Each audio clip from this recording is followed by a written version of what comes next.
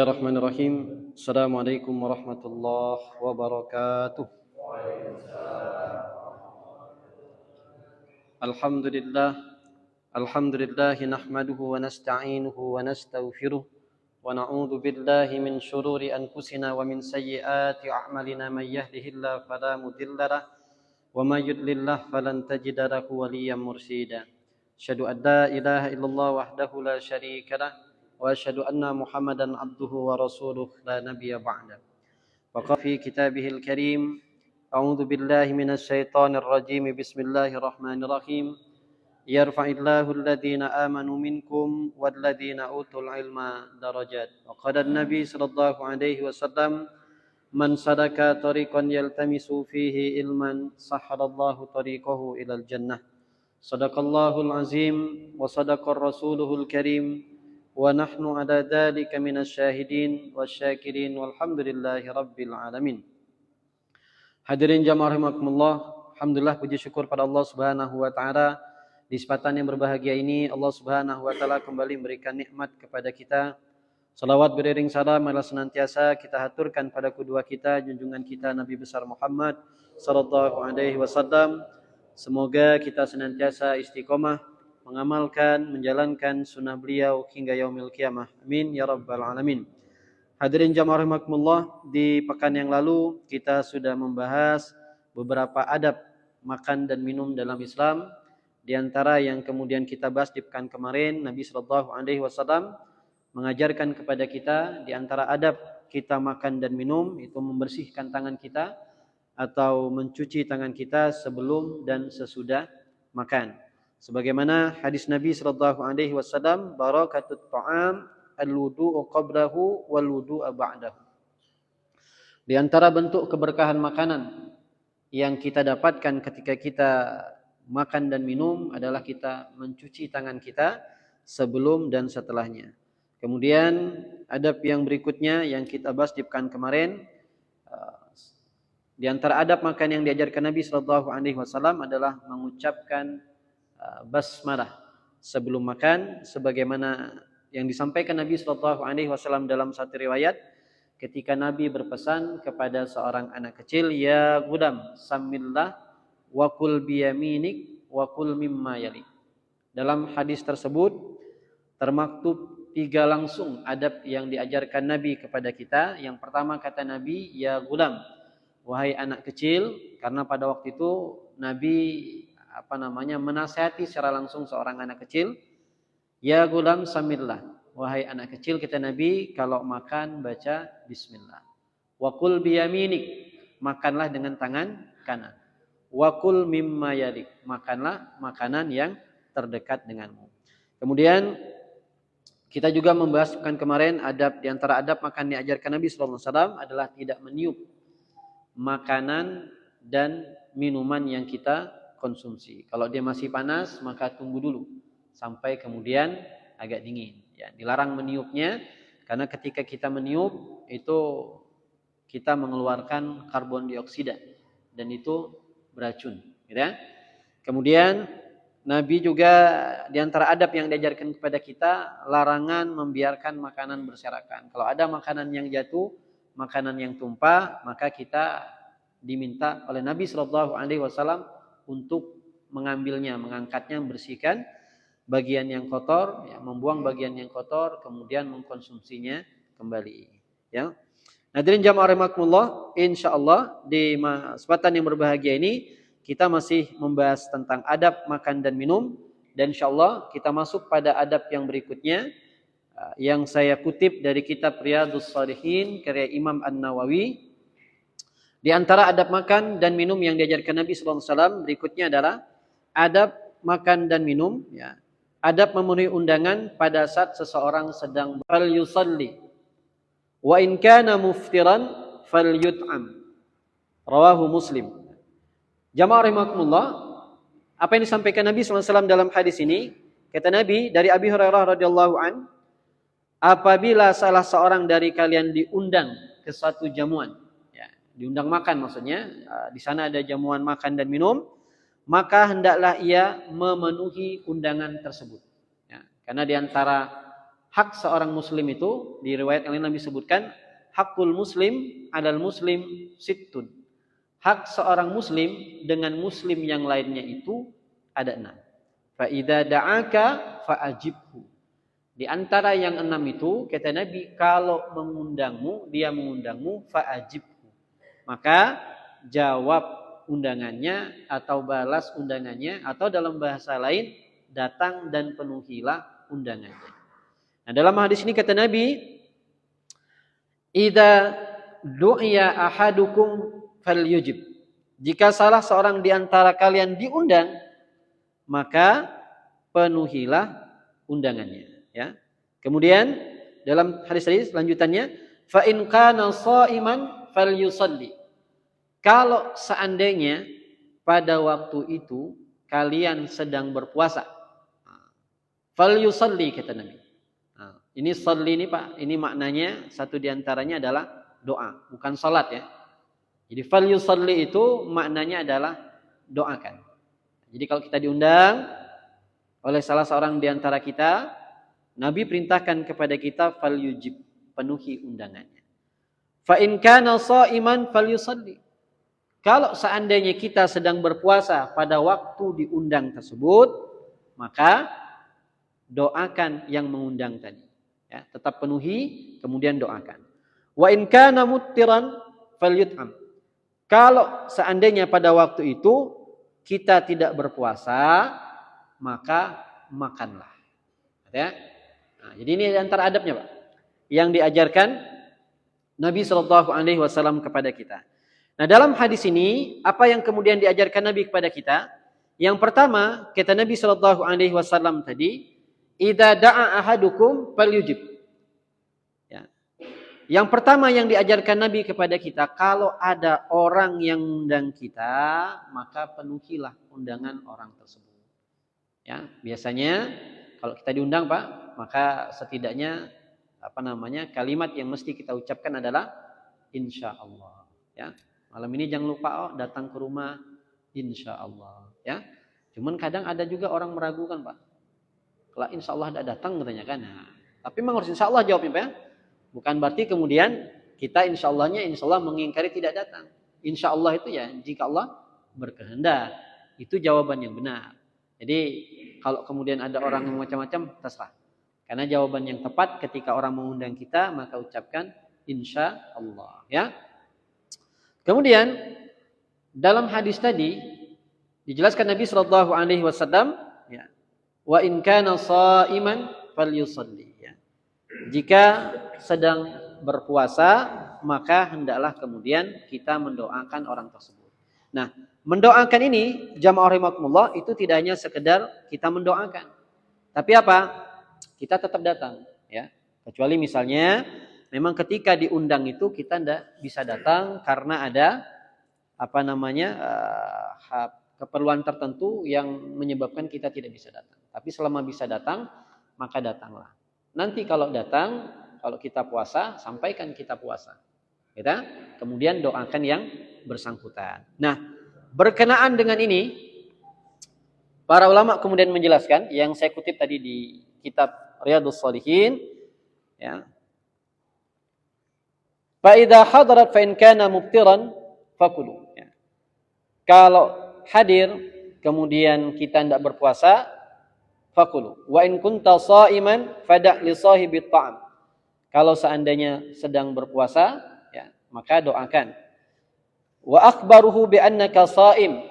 Kemudian kabarkan kepadanya kalau seandainya kamu sedang puasa. Jadi kalau tidak kita datang ke undangannya, Pak, kemudian kita tidak dalam keadaan berpuasa, maka makanlah. Wa in kunta sha'iman, kalau seandainya puasa, fad'u li sahibit ta'am, maka doakan yang sahibul hajat, yang punya hajat. Wa akhbaruhu bi annaka sha'im, dan sampaikan kepadanya saya sedang berpuasa. Jangan enggak dikasih tahu, Pak. Ya, kita datang. Cuman kita tidak makan, Pak. Orang lain makan, kita tidak makan, dan kita tidak ngabarin kalau kita sedang berpuasa. Nah, di antara adabnya adalah kabarin. Pak, mohon maaf saya sedang puasa. Ya, tapi kita tetap datang memenuhi undangannya, ya. Hatta la yakunu fi qalbihi syai', Jadi kenapa mesti dikabarkan kepada sahibul hajatnya itu? Hatta la yakunu fi qalbihi syai'. Jangan sampai di dalam hatinya itu ada apa ya? Maksudnya dia berpikiran macam-macam. Kenapa tidak mau makan ini ya? Nah, karena kita nggak ngabarin, ya. Wa in ra'aita annaka idza aftarat wa akalta sarat atyab liqalbihi fa'aftir. Ya. Kan tetapi jika kita memandang, kita makan itu nanti menyebabkan dia menjadi lebih apa ya, hatinya menjadi senang, maka di sini dijelaskan fa'aftir. Maka lebih baik kita membatalkan puasa kita, ya. Nanti ada penjelasannya lagi. Illa ayakuna saumun fardhah fala tuftir. Kecuali puasanya itu puasa wajib, maka jangan dibatalkan. Misalnya apa, Pak? Biasanya kita sering itu kalau Syawal, ya, kan sering ada undangan, Pak, ya. Kita sedang puasa Syawal 6 hari itu tiba-tiba ada undangan, Pak. Nah, kalau misalnya ada undangan, kita hadir. Kalau kita sedang puasa, Pak, ya. Dan beritahu kepada sahibul hajat kita sedang berpuasa.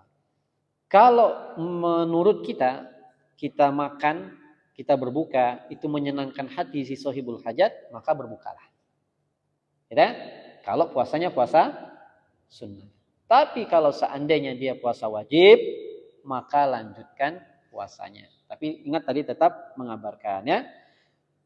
Ini ada penjelasan lagi oleh para ulama. Fatabayyana al-an anna mas'alatus sadasat ahwal. Ya, maka dari hadis tadi, Pak, kita akan mendapati ada 3 masalah yang kemudian dijelaskan Nabi sallallahu alaihi wasallam.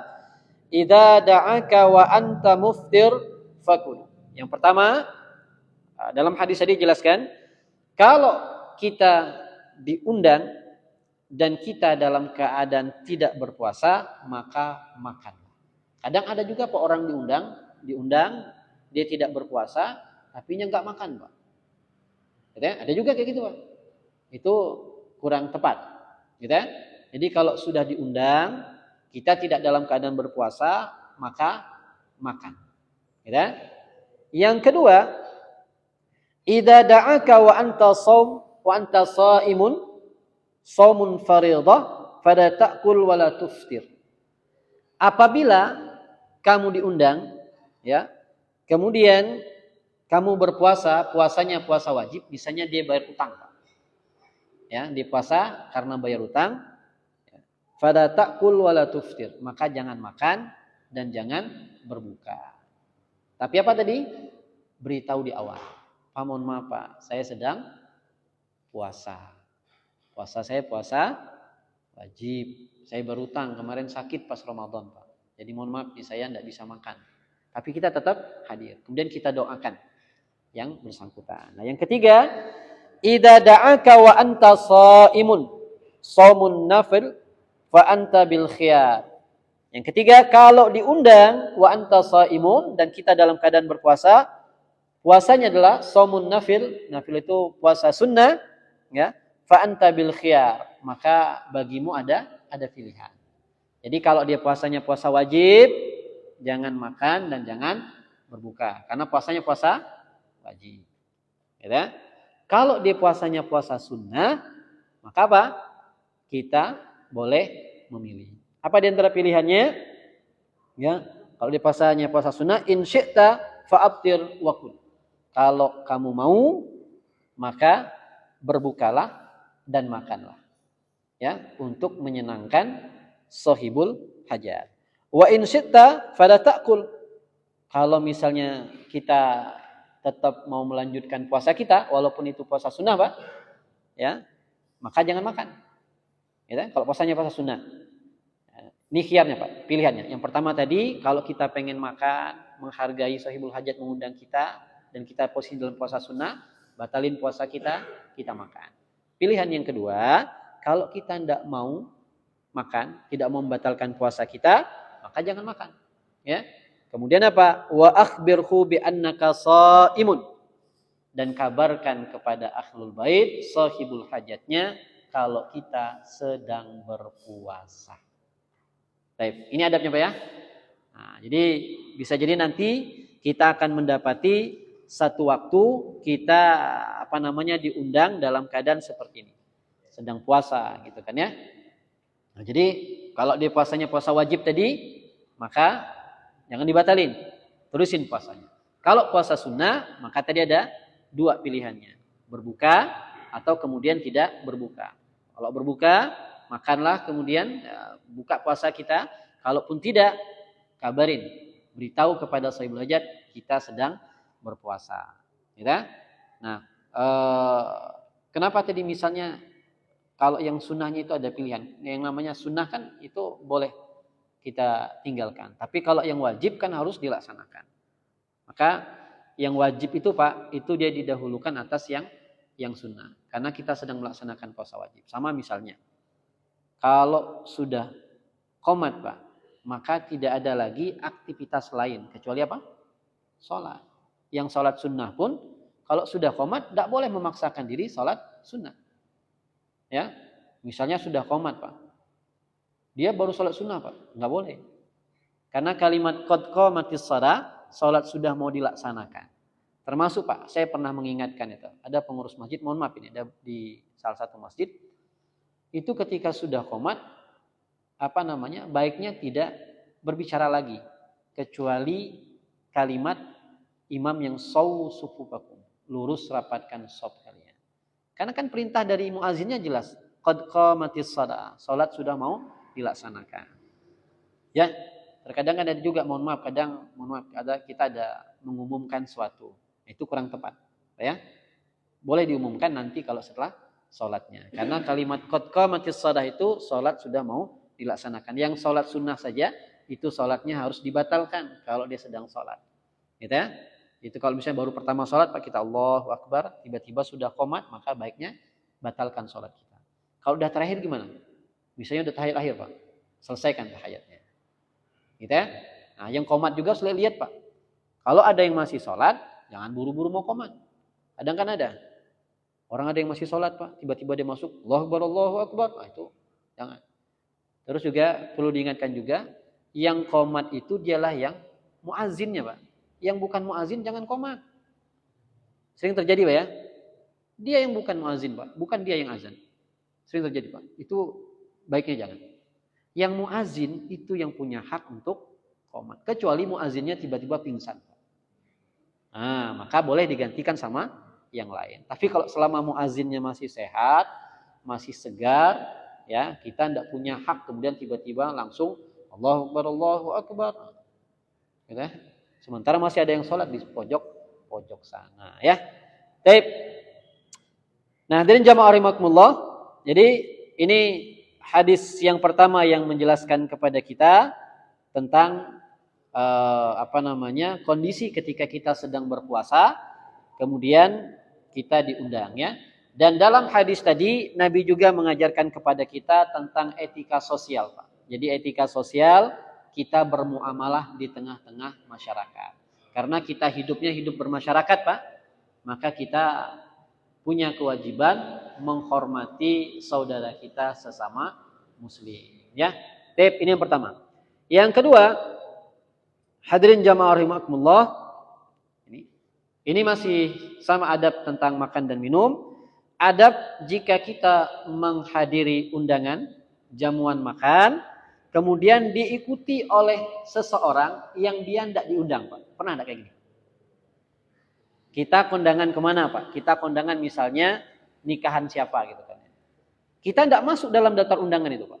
Nggak ada nama kita, Pak. Cuman karena kita ngikut, Pak, masuklah kita.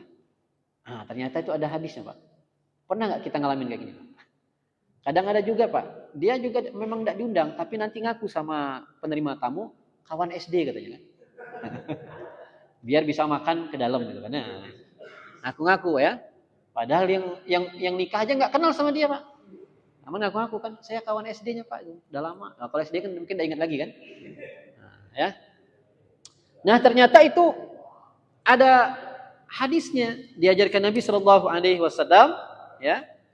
Kalau seandainya kita mengalami kondisi seperti ini, mungkin pernah, Pak. Atau misalnya ya kita yang diundang. Tiba-tiba kan di dalam mobil kita misalnya ada keluarga kita yang lain kan, kalau mau diantar ke rumah terlalu jauh, maka ikut kita kondangan dulu. Gitu ya. Ya sudahlah ikut aja. Ya, nanti ikut makan di dalam ya kan, sekalian makan siang gitu. Biar nanti di rumah nggak usah makan lagi. Nah, ya. Padahal yang bersangkutan ini tidak masuk dalam daftar undangan. Kalau seandainya nanti pakai scan barcode, Pak, ini langsung ditolak ini ya.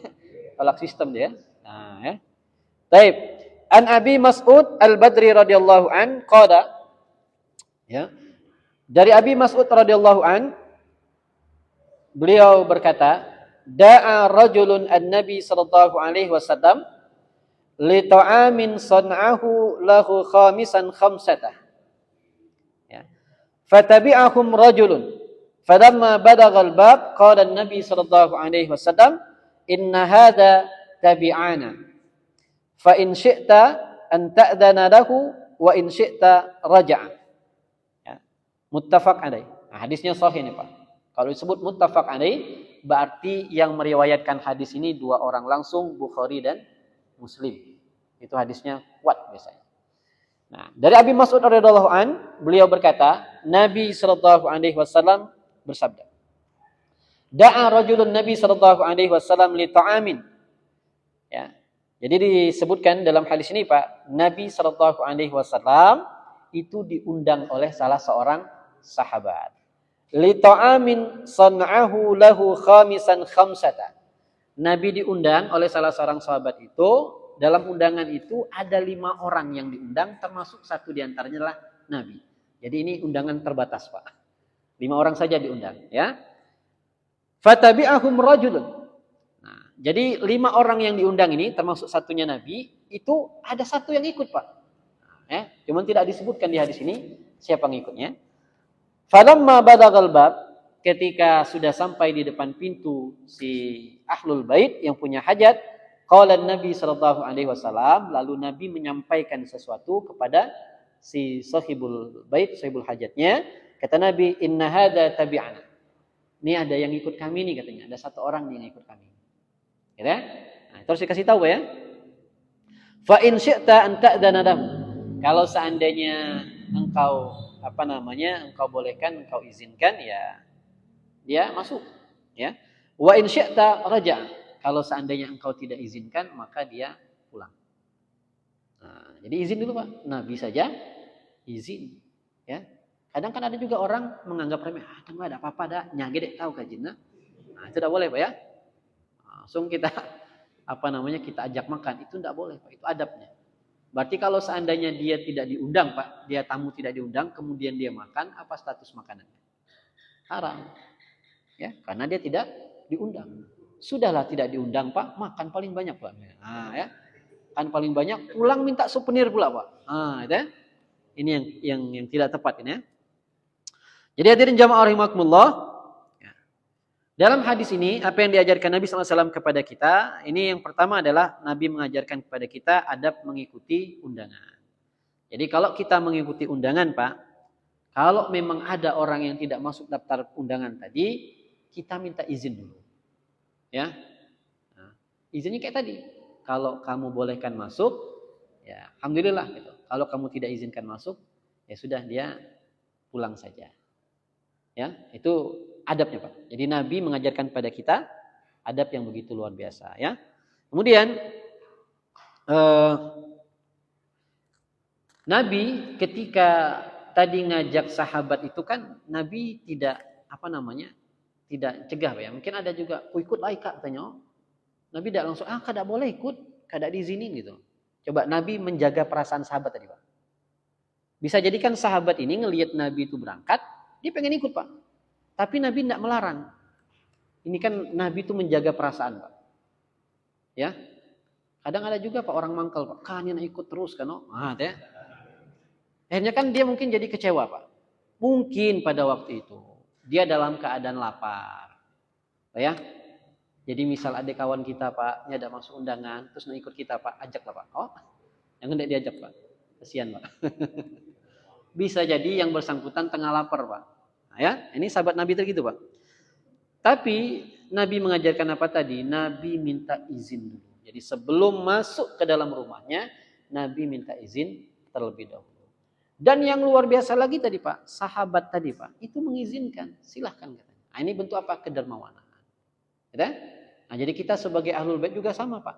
Kalau seandainya ada yang seperti tadi Pak, maka kita izinkan. Ya Ustadz, kalau cuma satu katanya kan. Ini serombongan misalnya. Itu. Gimana Pak? Kalau serombongan Pak? Ya izinkan saja, enggak apa-apa lah kan. Enggak mungkin kita pilih. Ya satu aja lah ya, yang lain enggak usah, cukup diwakilkan satu saja. Itu enggak mungkin juga Pak. Kasihan juga ya. Baik, ya.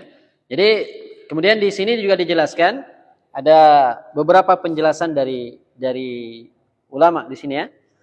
Yang pertama, annahu yajuzu lil insan idza da'a qauman ay yuhaddid al-adad wa la kharaja fi dzalik. Ya.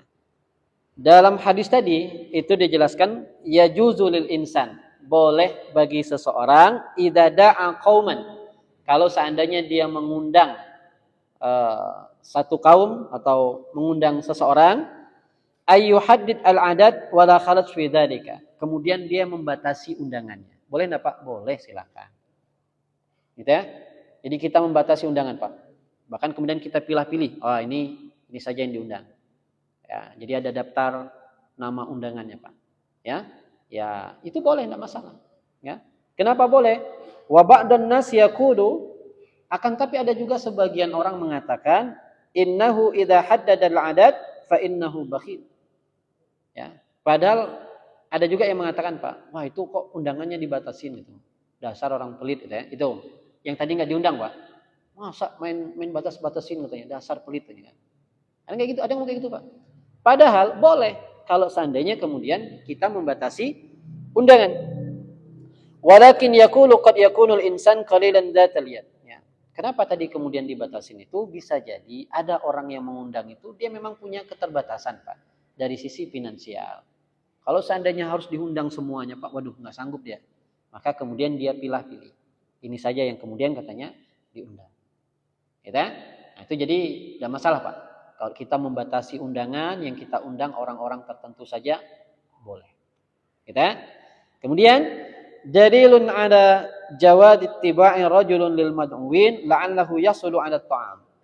Yang kedua adalah di hadis ini dijelaskan bolehnya seseorang itu mengajak orang lain yang dia tidak masuk dalam daftar undangan. Ya, li'anna Nabi sallallahu alaihi wasallam lam yamna hadzal rajul min ittiba'ihim bil isti'dzan lahu. Karena Nabi pernah melakukannya, itu ada yang ikut Nabi, tapi Nabi tetap minta izin. Ya, jadi kalau ada yang ikut kita Pak, itu tetap kemudian kita meminta izin kepada ahlul baitnya. Jadi jangan dilarang. Kak jangan ikut, Kak di sinilah. Kak tunggu sakamilah pulang. Jangan Pak, kasihan. Ya, bisa jadi mungkin dia sedang tidak punya uang. Ya, atau misalnya memang dia sedang lapar atau apa, sehingga berharap diajak Pak. Ya, ada Pak yang kayak gitu Pak. Tidak diajak tapi pengen ikut Pak. Ada Pak. Ya. Baik. Ya. Kemudian dalilun ada annahu idza jaa ma'al insan ma lam yada fa innahu yasta'zan lahu khususan idza kunta tazunnu anna sahibul wa'id da'aka li ghardin khas la yajibu ay yutli'a alaihi ahadun fa hina idzin la budda yasta'zan ya. Nah, kalau seandainya memang ada kondisi misalnya memang si ahlul baitnya yang tidak membolehkan, ya kita jangan maksa. Ya, tapi kalau memang sudah kebawa tadi, maka apa boleh buat. Ya, tetap kemudian adabnya di sini adalah kita minta izin. Nah, ya, maka kadang di undangan itu Pak, ada juga kadang nulis undangan itu Pak, misalnya gini, undangannya cuma disebut suaminya saja Pak, istri nggak sebut kadang. Yang terhormat misalnya kan ya, bapak pulang gitu, istri nggak disebut Pak. Saya pernah diundang kayak gitu. Ya, pada yang terhormat Ustadz Indra Yasin katanya. Saya telepon Pak yang ngundang itu Pak. Ini saya sendiri yang diundang atau gimana? Enggak usah, sama istri katanya. Boleh bawa anak-anak juga. Oke, saya bilang. Karena di sini namanya nama saya saja gitu kan ya. Ya, khawatir saya ngajak istri nanti malah tadi kan dibatasin undangannya. Nah, maka diperjelas Pak. Kadang ada juga yang nulis undangan nama kita dan istri gitu. Ah, berarti istri kita diajak. Gimana anak-anak gitu ya? Nah, anak-anak insya Allah masuk di dalamnya. Ya kalau masih 1-2 yang ikut masih aman lah ya. Tapi kalau sudah sekompi ikut kan ya. Boleh masuknya mungkin dipisah-pisah masuknya. Yang 3 orang masuk bareng bapaknya masuk duluan. Sisa masuk sama emaknya kan. Ya. Nah, intinya di hadis ini Pak, Nabi mengajarkan kepada kita ketika memang ada orang yang ikut serta kita dan dia tidak masuk dalam daftar undangan, maka adabnya adalah kita minta izin terlebih dahulu kepada sahibul hajatnya ya, agar apa? Agar kita mendapatkan ridho ya, halal apa yang kemudian dimakan oleh yang bersangkutan. Baik. Kemudian yang berikutnya hadirin jamaah rahimakumullah, adab yang ketiga yang diajarkan Nabi Shallallahu Alaihi Wasallam kepada kita pada yang berikutnya, larangan mengambil makanan 2 sekaligus jika kita makannya berjamaah. Ya, pernah Pak ini Pak? Misal, apa Pak misal Pak? Pempek lah misal loh. Pempek nyaman Pak. Ya, top tangan kanan ngambil Pak, langsung ngambil beko. Ya. Nah ini Pak, ini kalau kita makannya berjamaah, baiknya jangan ngambil siko-siko, ya. Tapi ada juga Pak kadang Pak, dia bukan ngambil siko, ngambil sepiring Pak. Sepiring kan, taruh dekat ke dia kan. Saya bacakan hadisnya Pak. Ya. An Jubadah bin Suhaimin qala asabna amun sanatan ma'a ibni Zubair faruzikna tamaran fakana Abdullah ibn Umar yamurru bainana wa nahnu na'kul fayaqulu la tukrinu fa inna nabi sallallahu alaihi wasallam naha 'anil iqran illa ayyasta'dana ar-rajulu akhahu ya. Ini hadisnya dari Jubadah bin Suhaim. Ia berkata pada tahun kelaparan. Nah, ini ada di masa Nabi itu Pak mengalami masa tahun kelaparan Pak. Ya, masa-masa pemboikotan itu pernah Nabi selama 3 tahun diboikot Pak. Jadi Nabi makannya Pak, makannya kulit onta yang sudah kering itu dicelup dengan air Pak. Ada yang makannya daun di antara sahabat itu. Karena kondisinya sedang diboikot ya. Pada tahun kelaparan kami bersama Ibnu Zubair, kami diberi rezeki berupa kurma. Ya, diberi kurma Pak. Ketika itu Abdullah bin Umar lewat di antara kami, sementara kami sedang makan. Lalu ia berkata, maksudnya ini Abdullah bin Umar ini beliau mendengar Nabi, lalu disampaikan kepada Ibnu Zubair tadi Pak. Janganlah kalian makan dengan cara mencampur makanan 2 buah sekaligus. Maksudnya ngambilnya 2 sekaligus Pak ya. Sesungguhnya Nabi SAW melarang mencampur atau mengambil kurma kecuali jika seorang meminta izin kepada saudaranya. Jadi Nabi ngelarang itu ngambilnya langsung 2 Pak. Nggak boleh. Ya. Kecuali dia minta izin kepada saudaranya. Karena kita makannya sedang berjamaah. Oh ya. Kadang kan ada juga Pak. Ketika kita ngambil langsung banyak kan. Mata kawan sebelah langsung lain nih Pak. Ya. Itu yang dihindari itu Pak. Kita kan nggak tahu itu Pak. Ya. Ya, nuegi kata kawan kan, dek bagi-bagi lagi kayak orang kan, nyalah makan. Ya. Akhirnya jadi masalah kan? Maka kata Nabi sallallahu alaihi wasallam, "Illa ayyasta'dana ar-rajulu akhahu," kecuali dia minta izin kepada saudaranya. Misal sebelah saya ini udah dapet, boleh enggak saya ngambil 2 langsung nih? Oh, silakan kata udah boleh. Tapi kalau tidak dibolehkan jangan. Ya, ambil 1. Tidak ya. Tapi mengambil siko Ustaz kalau habis satunya ya. Ya namanya kita makan berjamaah kan artinya kan berbagi ya. Jadi dalam hadis ini Pak Nabi mengajarkan kepada kita apalagi dalam kondisi langka. Gitu ya. Misal kayak kondisi misalnya tadi kelaparan segala macam atau dalam kondisi tertentu sedang perang misalnya Pak, sedangkan makanan terbatas. Ya, gimana caranya semuanya dapat yang hadir di situ. Gitu ya. Kemudian konteks hadis tadi itu dalam kondisi memang kondisi masa sulit sedang kelaparan ya, tapi dalam kondisi tidak kelaparan misalnya sekarang sedang musim durian misalnya atau musim rambutan kan banyak ya banjir gitu kan, boleh enggak? Secara adabnya enggak boleh, itu kan adab, ambil aja satu-satu ya, Selesai nanti ambil lagi, gitu kan ya. Nah, tapi ada juga Pak kawan tadi Pak, karena tidak boleh ngambil dua-dua Pak, dia makanan dicepetin. Wah makan cepet Pak. Biar tetap bisa dapat banyak, gitu ya. Nah kalau kata orang Palembang calak dia. Jadi hadirin jamaah rahimakumullah. Jadi Nabi melarangnya karena kita makan sedang dalam keadaan berjamaah. Beda kalau kita makannya sendiri, ya. Ya silakan kalau makan sendiri kan, ya kita sendiri yang menikmati. Tapi ketika kita makan dalam keadaan berjamaah atau bersama orang lain, maka adab tadi dijaga. Nah hadis tadi kan nyebutnya kurma Pak. Ya, nanti ada juga yang yang mengatakan itu kan kurma Ustaz, berarti rambutan enggak? Ya, kan kurma itu yang ada pada masa itu Pak. Itu maksud dari hadis itu ya semua jenis makanan. Ya, nah, misal ada roti Pak, sama rotinya kita anggap enak kan? Nah kita langsung ambil dua, jangan. Ambilnya satu-satu. Selesai kita makan, baru ambil yang berikutnya. Ya, ini adab Pak. Adab yang diajarkan Nabi kepada kita. Ya, kemudian yang berikutnya adalah kita tetap meminta izin. Nah, ya.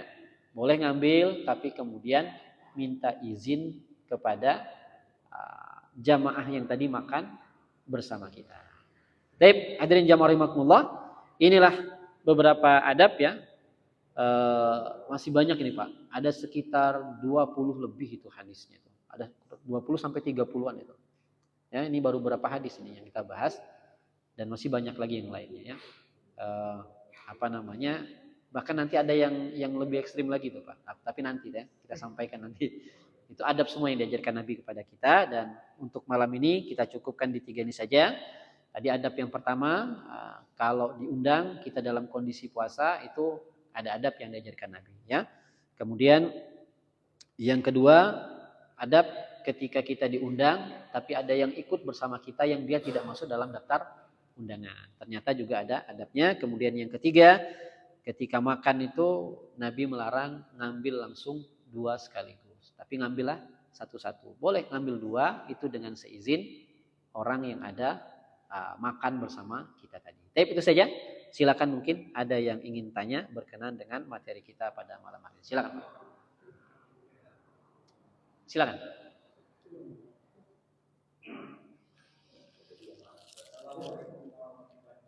Waalaikumsalam warahmatullahi wabarakatuh.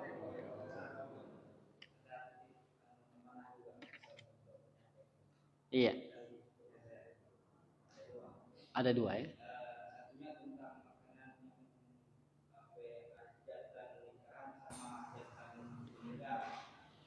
Iya.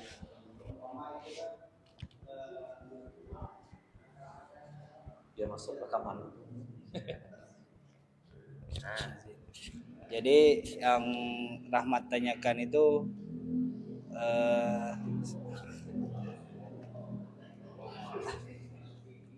izin mengulang tadi ya.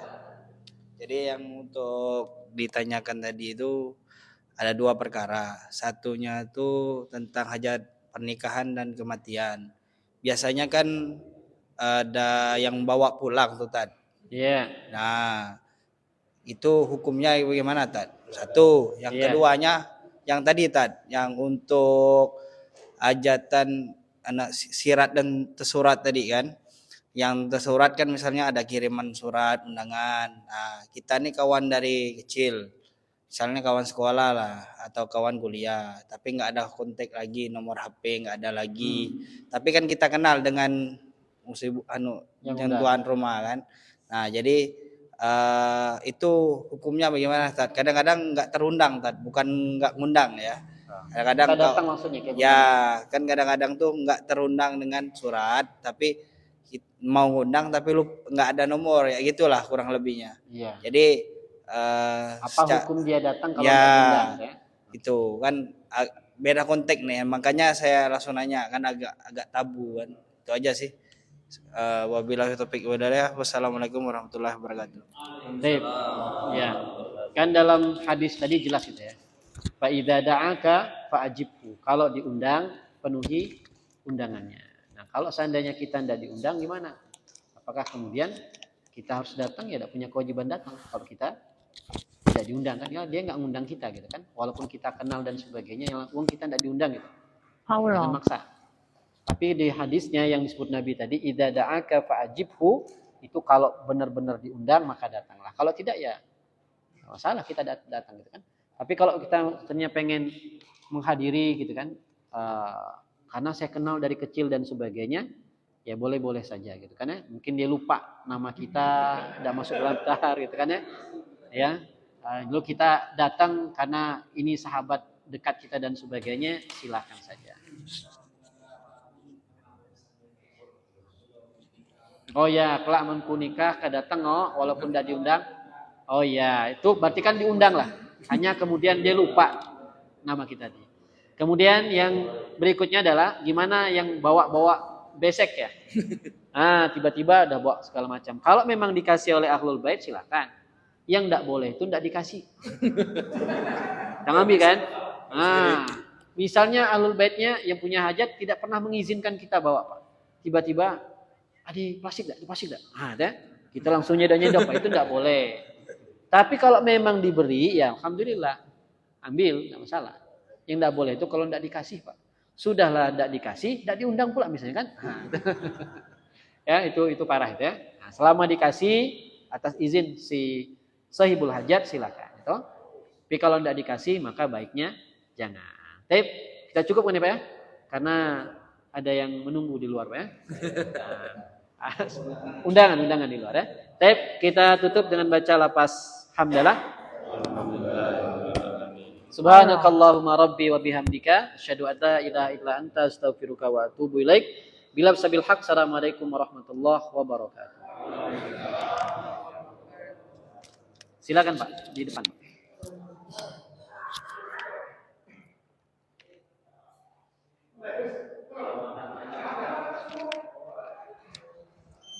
Iya, Pak Taufik. Sekian, terima kasih ya. Oke.